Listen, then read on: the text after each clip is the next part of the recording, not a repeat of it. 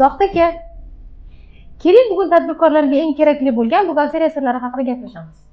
Bugungi kunda tadbirkorlarga qanaqa tavsiyalar bera olasiz? Bundan ko'ra siz tadbirkorlar uchun qiziq bo'lgan trenddagi savollarni bering, men ularga optimal yechim beraman. Yaxshi, kelishdik. Kichik korxona uchun qaysi bir variant yaxshiroq, soddalashtirilgan soliq tizimi yoki umumiy tizim? Soddalashtirilgan soliq tizimi yaxshiroq, sababi kamroq soliq to'lanishiga olib keladi. Ish haqi berishda foydaliroq usul qaysi? Naqd to'lov yoki plastik karta orqali?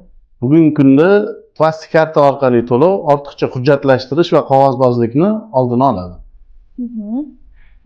Moliyaviy hisobni osonlashtirish uchun qaysi biri qulayroq? AdNet dasturi yoki Excel?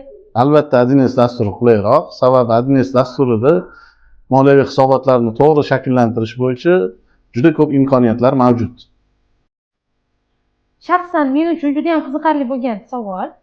Foyda solig'ini kamaytirish uchun qaysi yo'l to'g'riroq? Xarajatni oshirish yoki daromadni yashirish?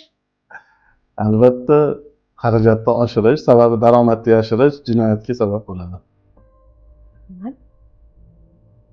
Korxona uchun qaysi yo'l yaxshiroq? Buxgalterni shtatda ishlatish yoki outsourcingga murojaat qilish?